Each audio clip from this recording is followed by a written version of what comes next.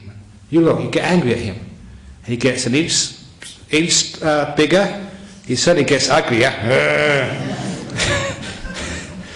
And it gets worse in his language.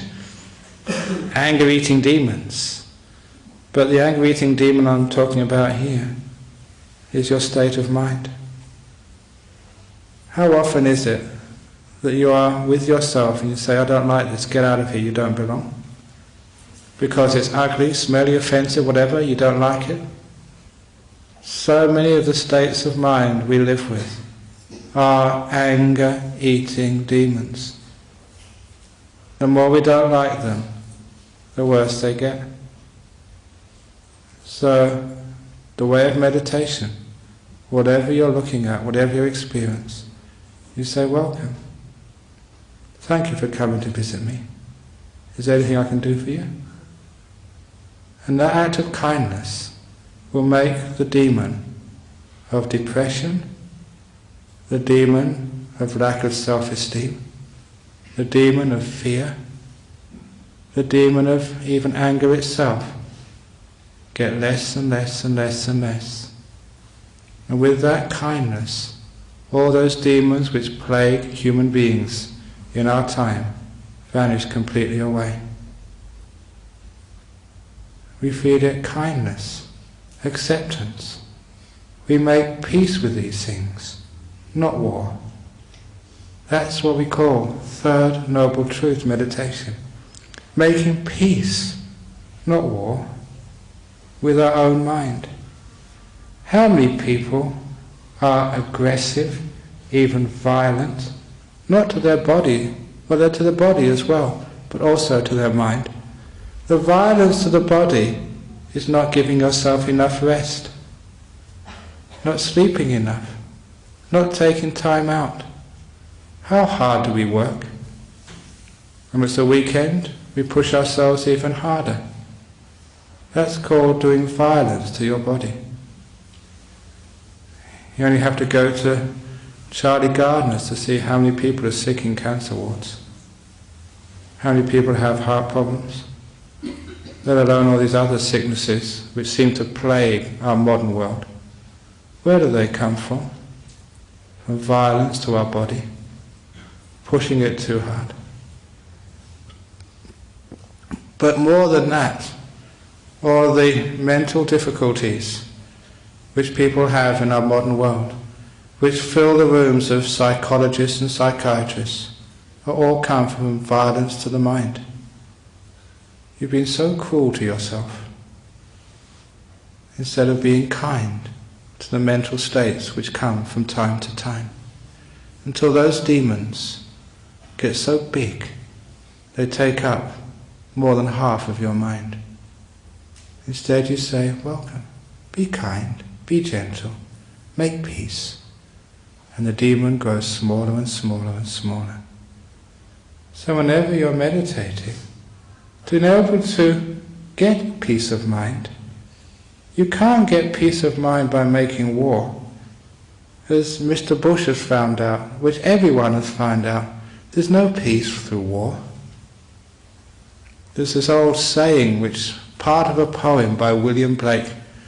When I read this, I always remembered it, because it was so true. I think William Blake was in the 17th century, 16 or 1700, so about 200 or 300 years ago, when he said, vengeance to the tyrant fled, and caught the tyrant in his bed, and slew the wicked tyrant's head, and became a tyrant in his stead. So obvious that by slaying the tyrant you become the tyrant. By making war you never get peace, you just make more war. It's the same with your mind. Why do we make war with our mind instead of making peace? Sometimes I call meditation the house of peace. And a house, especially here in Perth, is made of bricks. And if you ever watch a builder or the bricklayer, they lay every brick one by one in sequence. And then you get your house. And it's the same as a house of peace meditation. Meditation is made by so many moments of peace, laid one after the other after the other. You make peace with every moment. And the next moment you make peace with it. With compassion and kindness and gentleness and non-aggression. You accept this moment for what it is. You love this moment with a compassion and care. I mentioned that I'm a monk, so I don't know about kids. But every now and again someone brings their babies to our monastery for blessing. And sometimes I even have to hold them. And sometimes they just pooed in their nappies and stink. And when I give them back I think, oh, what a wonderful life it is being a monk. And to me it's one of those weird and strange things which I can never understand. How can anyone love such a stinking, ugly, screaming baby like that? I'm being a man.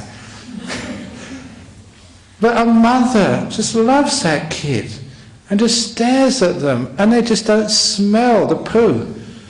And they just the screams which will drive me crazy. Oh, isn't it sweet? Isn't it lovely? It's amazing what you can love. And if a mother can love that, surely you can love your mind.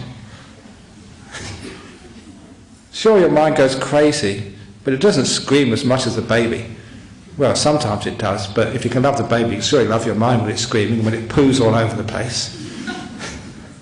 What I'm saying is that the compassion and kindness is amazing what you can accept and make peace with. And if you can make peace with every moment, not making war, not trying to make it different, not trying to get out of this or get rid of it or go somewhere else, but just to make peace, you find you have this amazing peace built up. You are building the house of peace, the great stillness of the mind. You make that by making peace in every moment. That's how we meditate. And by making peace, the peace builds. Peace is what leads to stillness. When you're at peace, you can rest. Sure, there's much of the journey to be done, but not now.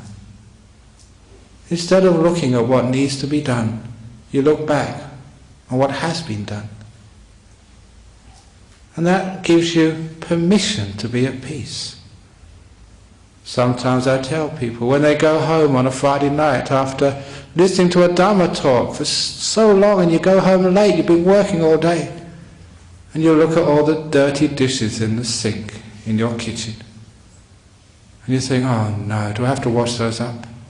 My advice to you is look at all the clean dishes on the shelves. And if there's more clean dishes than dirty dishes, you're ahead, so go to bed.